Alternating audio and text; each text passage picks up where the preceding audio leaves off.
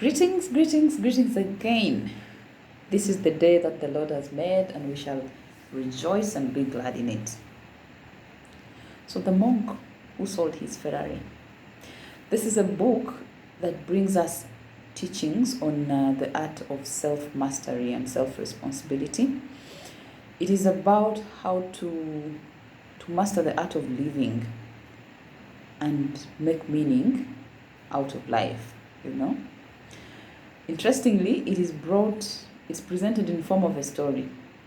So we are reading about a guy who has a certain quality of life that he believes is good. It is his idea of success. But it almost cost him his life. So he gets to understand that it is actually not success. It's not the kind of life that he could call good. He discovers that in a sort of tragic way, but he survives anyway and has a second chance at life. And so we follow him through his transformation to now the kind of life that he sees carries meaning. The book is The Monk Who Sold His Ferrari. I'm not sure how many parts we will have, but let's start and just go the way it goes. So this is the beginning. We are in the center of a courtroom. This guy is a lawyer. He's a renowned, celebrated, big-time lawyer. And the world knows him for winning complex cases. And because of his track record, he's sought after. He's got the money, he's got the looks, he's got the women, he's got all the connections that anyone would want to have. So he's living the good life. At his law firm, he's celebrated. He's the number one lawyer. So he's got these juniors working under him. But lo and alas, in the middle of a courtroom during a session, he is right there at the age of 56. Monday morning, he collapses and is wriggling on the floor. And of course, at that point, the name doesn't matter, the reputation does not matter. It is a battle between life and death. So anyway, the emergency is handled. He's taken to hospital, and the doctor says, look, Julian Manto, you've got to choose between your career and your life. You have driven yourself so hard over the years, and now your life is the organs that run your life rebelling. So if you continue this way, even if you have recovered this one time, we are not sure you will continue to have a life. The announcement is a wake-up call to him. So of course, naturally, he chooses his life, and so he's retiring. So his colleagues at the farm are told, and of course everyone is in shock. The man who lived for the law, believed in the law, everything, even did not have a family,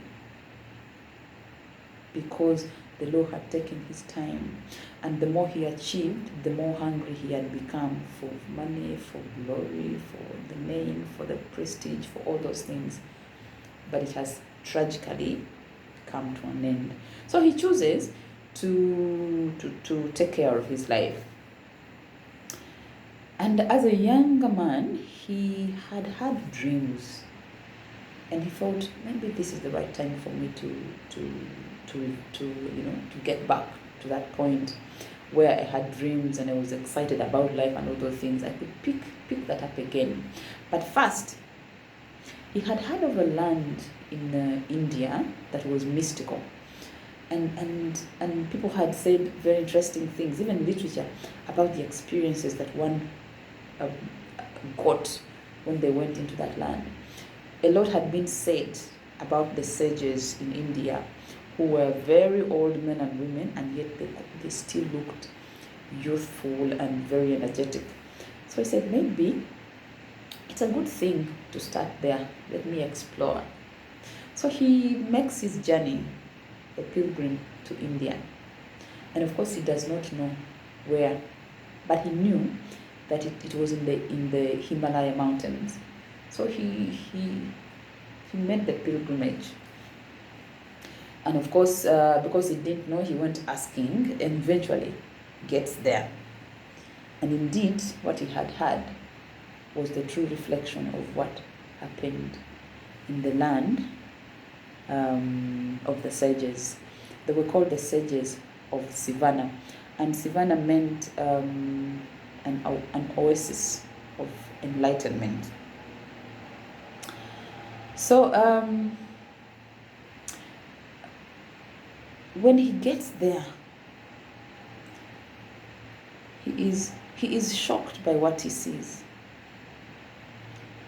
He sees old people talking about things that happened many years ago, but with such energy, and their spark in life was so strong. Many of them were much older than him. Remember, we said he's just about 53, and he was looking all, beaten. So he gets to learn that there is a lot more to life than property. He recalls the things that he had that were very valuable to him. His red Ferrari. Oh, by the way, I didn't mention that before he made he took the journey to India, he had to sell his everything, his mansion. He even had a red Ferrari, all his possessions. He had lots of them, so he had to sell them in order to go and tap into this source of life that he had not experienced but had only heard about. So after some time with the sages of Savannah, after learning all he had to learn about life, about how to live responsibly, about how to master yourself, he comes back. He comes back to meet his former colleague, who was also his junior, called John. And when he walks into John's office, John does not even recognize him. He sees a young man in his 30s with a very strong sense of life and does not know who he is until he speaks and even laughs at him, because then he picks the voice and the laughter. So Julian then takes John through the story as it went, how he made the decision to go to the Himalayas and see the monks, the sages there, and how they taught him the art of living. So when he was in this very hyper, almost life-wrecking, competitive world where we are, he had, driven himself hard into the ground day by day, physically, emotionally, spiritually, and all those areas of his life were this close to destruction. And the constant pressure that came from the market, from his clients, from himself as well, from his family, his father's family, his brothers, because it was a legal sort of family, you can call it. So being a lawyer was the thing for the family, and he had to uphold that name. All the pressure that came from all those angles had broken down his spirit, and he didn't have time to think about life. All the time was the law, winning the case, making the name, making the money, acquiring wealth. And many of us, very many of us actually, live like that today. You may not get to that magnitude, but many of us are living like that today. So when he gets into this land, the sages are so different. The Indians, they open their homes to him, they open up their hearts, and he receives a kind of warmth that he had not received in a very long time. in this, in this very hectic world.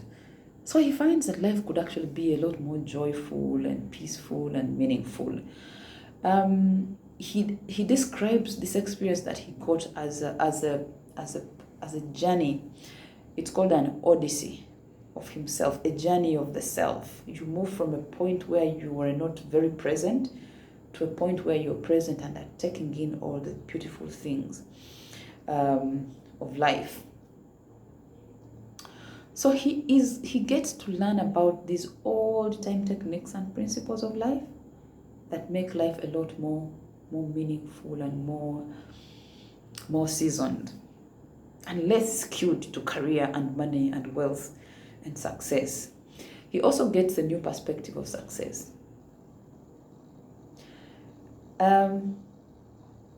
So recognizing with the sages, he gets to know that life is full of so many little things that you might even pass by, but that brings so much meaning to your soul. So he learns to celebrate, first of all, recognize and celebrate those little pleasures because they enriched his life significantly. An example is the smell of a rose. Even to just recognize that, oh, look at that flower. This is pink, that is green, this is yellow, the other one is blue. And the way those things season life. To let things, live life with the soul, not just as a physical being dashing from one end to another, to pick a file, to write a document, to sign, or to deposit money in account. So he did appreciate that it was not worthwhile to exchange life for a fat bank account. Every time we set our eyes only on the money, we are driving ourselves hard. We're being unfair to our souls because then you do not save time enough for your life, for the person. Remember that the growth agenda begins with the self. So we must give ourselves time to experience life. So do not use your body like a vehicle. Because even the vehicle anyway needs to be looked after internally. So The Monk Who Sold His Ferrari is a book about the self. Saving yourself from wrecking your life by addressing matters of the self first so that you are in touch with life, and then you can build on from there and do not ignore any of the facets of your life so that your life is well balanced. But we learn from this book that whatever you are doing, whatever your calling is, and this book does not say that don't look for material success. Look for the money, make the wealth, but balance your life. Mind your health, mind your spirit, mind your soul, mind the people around you, mind the impact you cause, mind your legacy, mind the feelings, the emotions. Take note of the little nice things. Do not pass them by. Mind your family, your wife, your children, your husband, your relations. But ultimately, whatever your calling is, the ultimate purpose of life is to serve other people. It is to serve other people and make the world a better place than you found it. Your hunger for wealth, your obsession with work, if that is all you are looking at, will lead you to a dead end. You don't need to research about that. It will lead you to a dead end as long as you are not balancing it with the other areas of your life.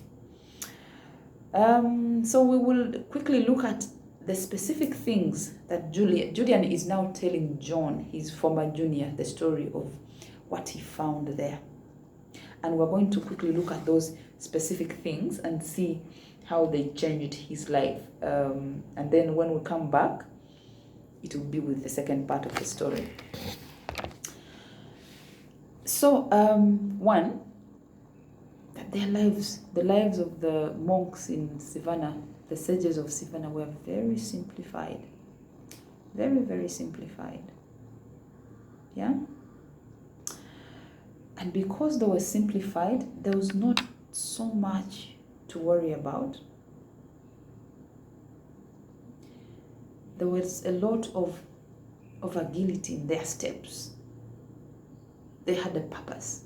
And so when they woke up, everyone went about that purpose with that. They're swift. He saw a lot of productivity. The body is fed well. The mind is fed well. They are healthy, both in the body and in the mind. So there's lots of productivity.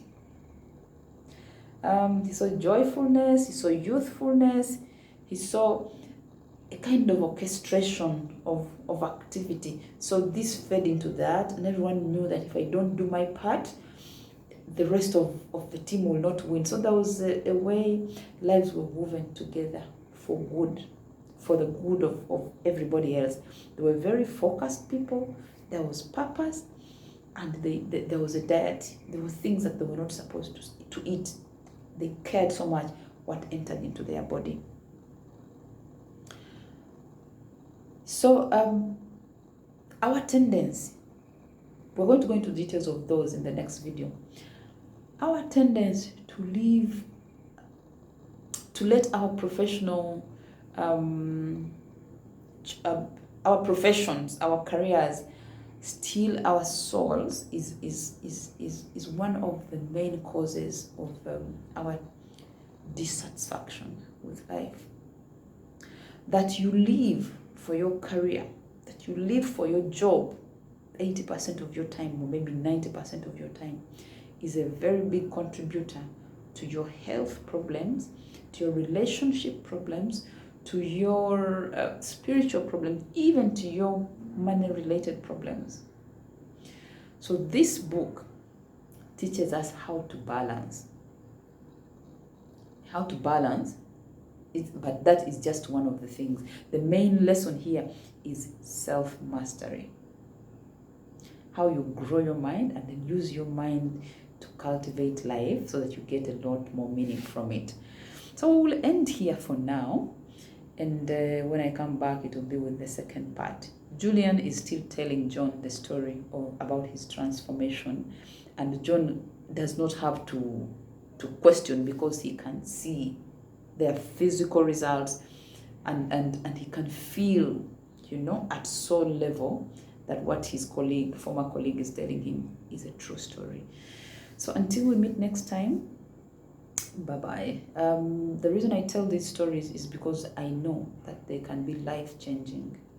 But if you feel that you would like to read this book or any of the books that we have talked about, please feel free to write to me. I can give you my email address.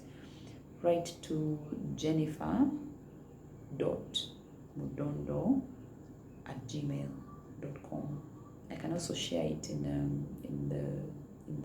when I share the video, so you'll be able to share your feelings and also ask me to share this book with you, so that we all grow together. Yeah. Okay. So have a great day. Great learning. Please do not waste your life. You can choose to begin now to make it more meaningful. Thank you and have a great time.